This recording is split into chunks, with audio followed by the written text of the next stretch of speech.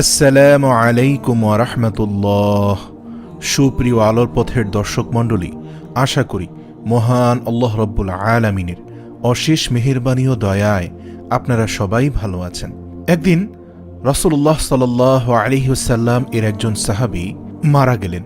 তখন মুহাম্মদ সাল্লাল্লাহু আলাইহি ওয়াসাল্লাম ওনার জানাজা পড়ালেন। তারপর একদল সাহাবী যখন মৃতদেহ কবর দেওয়ার জন্য কবরস্থানে নিয়ে গেলেন, সবার সাথে আমাদের নবীজি সাল্লাল্লাহু আলাইহি ওয়াসাল্লাম হেঁটে আসলেন। তখন দুইজন সাহাবী কবর খুঁড়তে শুরু করলেন। সবাই মৃতদেহকে ঘিরে বসে আছেন। পিনপন নীরবতা, কবর খনন শেষ না হওয়া পর্যন্ত সবাই অপেক্ষা করছেন। তখন চুপচাপ নীরব শান্ত একটি পরিস্থিতির সৃষ্টি হল। রাসূলুল্লাহ সাল্লাল্লাহু আলাইহি ওয়াসাল্লাম তখন পিনপন নীরবতা ভেঙে গভীর মনোযোগ দিয়ে কবর খোঁড়া দেখছিলেন। একটু পর তিনি সবার দিকে তাকিয়ে বললেন, তোমরা কি জানো মানুষের মৃত্যুর পর তাদের আত্মার কি হয়? সবাই তখন খুব আগ্রহের সাথে রাসূল সাল্লাল্লাহু আলাইহি ওয়াসাল্লামকে জিজ্ঞেস করলেন, ইয়া রাসূলুল্লাহ, আপনি বলে দিন, আমরা তো জানি না। নবীজি তখন একটু চুপ থাকলেন এবং সবাই ওনার কাছে এসে ঘিরে বসলেন। মৃত্যুর পর আত্মার কি হয় এই তথ্য তাদের জানা ছিল না। আজ তারা এই তথ্যটি প্রিয় রাসূল সাল্লাল্লাহু আলাইহি ওয়াসাল্লামের পবিত্র মুখ থেকে শুনতে পাবে। কত বড় সৌভাগ্য তাদের। প্রিয় দর্শক, আজ আপনারাও তা শুনতে পাবেন। রাসূল সাল্লাল্লাহু আলাইহি ওয়াসাল্লাম মৃত আত্মার বিষয়ে কি বলেছিলেন, মৃত্যুর পর কি হয় মৃত আত্মার। শোনার জন্য সবাই অধীর আগ্রহে রাসূল সাল্লাল্লাহু আলাইহি ওয়াসাল্লামের চারপাশ ঘিরে বসল। তিনি একবার কবরের দিকে তাকিয়ে মাথাটা তুলে আকাশের দিকে তাকালেন। তারপর তিনি গল্পের মতো করে বলতে শুরু করলেন। তিনি বললেন, শুনো, যখন একজন মানুষ একেবারে মৃত্যুশয্যায়, তখন সে মানুষ ফেরেশতাকে দেখে ভয় পেয়ে যায়। কিন্তু যে বিশ্বাসী ও ভালো মানুষ, তাকে মৃত্যুর ফেরেশতারা হাসি মুখে সালাম দেয়, তাকে অভয় দেয় এবং মাথার পাশে এসে তার মাথায় হাত বুলিয়ে দেয় এবং ধীরে ও যত্ন করে তার পাশে বসে।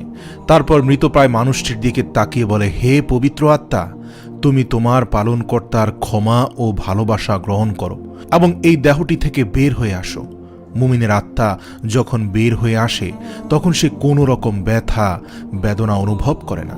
রাসূল সাল্লাল্লাহু আলাইহি ওয়াসাল্লাম তখন একটু ভালো করে উদাহরণ দিয়ে বললেন, উদাহরণ হিসাবে মনে করো একটি পানির পাত্র কানায় কানায় পূর্ণ হয়ে যাওয়ার পর উপর থেকে এক ফোঁটা পানি যেমন নিঃশব্দে নিচে নেমে আসে, ঠিক তেমনি নীরবে ও কষ্ট ছাড়াই আত্মাটি তার দেহ থেকে খুব শান্তিপূর্ণভাবে বের হয়ে আসে। সেই সময় দুজন ফেরেশতা বেহেশত থেকে বেহেশতি সুগন্ধি মাখানো একটি নরম সুতির সাদা চাদর নিয়ে আসেন এবং সেই আত্মাকে সাদা চাদরে আবৃত করে আকাশের দিকে নিয়ে যান। তারা যখন আকাশে পৌঁছান তখন অন্য ফেরেশতা সে আত্মাটিকে দেখার জন্য এগিয়ে আসেন। কাছে এসে সবাই বলেন, সুবহানাল্লাহ, কত সুন্দর আত্মা এবং কি সুন্দর ঘ্রাণ। তারপর সবাই জানতে চায়, এই আত্মাটি কার? উত্তরে আত্মা বহনকারী ফেরেশতা বলেন, উনি হলেন অমুকের সন্তান অমুক। বাকি ফেরেশতারা তখন আত্মাটিকে সালাম দেয়। তারপর তারা জিজ্ঞেস করেন যে উনি কি করেছেন, ওনার আত্মায় এত সুঘ্রাণ কেন? আত্মা বহনকারী ফেরেশতাগণ তখন বলে ওঠেন, আমরা শুনেছি মানুষজন বলা বলি করছে উনি একজন ভালো মানুষ ছিলেন, আল্লাহ তাআলার একজন ভালো বান্দা ছিলেন, তিনি অনেক দয়ালু, মানুষের অনেক উপকার করেছেন সে। এতটুকু বলার পর রাসূল সাল্লাল্লাহু আলাইহি ওয়াসাল্লাম একটু থামলেন। তারপর ভালোভাবে সবার দিকে একটু দৃষ্টি দিয়ে ওনার কণ্ঠটি একটু বাড়িয়ে বললেন, এই কারণে বলছি, সাবধান, তোমরা কিন্তু কখনোই মানুষের সাথে খারাপ ব্যবহার করবে না, কিন্তু কখনোই মানুষের সাথে খারাপ ব্যবহার করলে সাথে সাথে তওবা করে নিবে এবং উক্ত ব্যক্তির কাছে ক্ষমা চেয়ে নিবে। প্রিয় দর্শক, ফেরেশতারা এই কথা শোনা মাত্র আত্মা বহনকারী ফেরেশতারাও আকাশে গিয়ে এক ফেরেশতা অন্য ফেরেশতাদের কানে কানে এই কথাগুলো বলে বেড়াবে।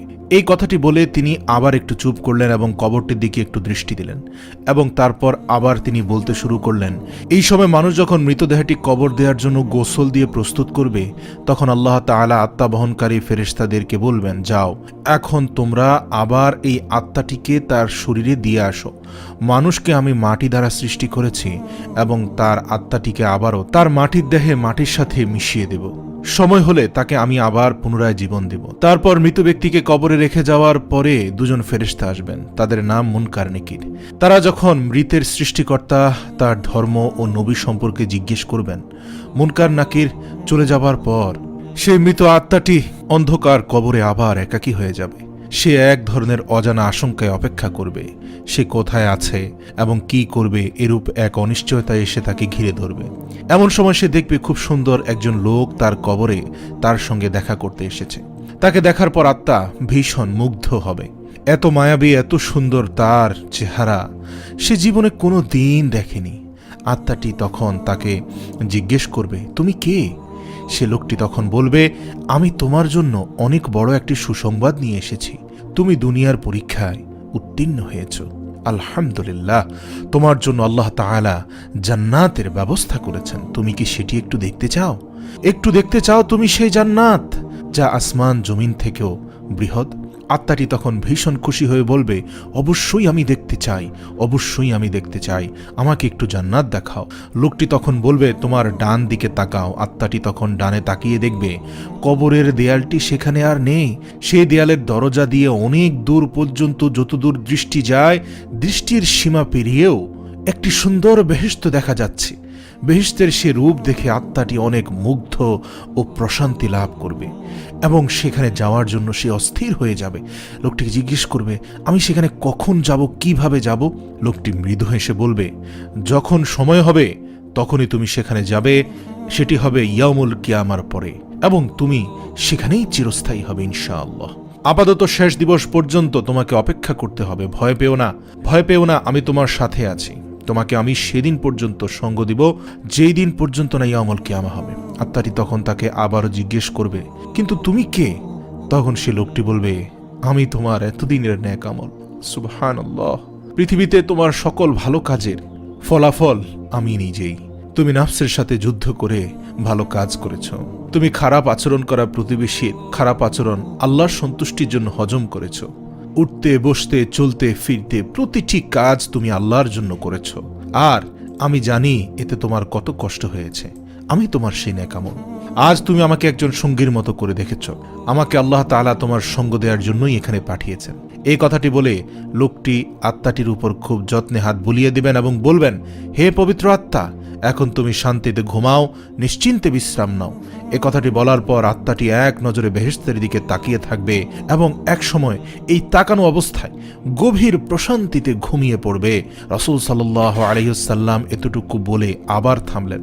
সাহাবীরা তো তখন গায়ের কাপড় চোখের পানিতে ভিজালেন এবং বললেন, হে আমাদের রব, আপনি আমাদের সকলকে পবিত্র আত্মা হিসাবে কবুল ও মঞ্জুর করে নিন। আমিন।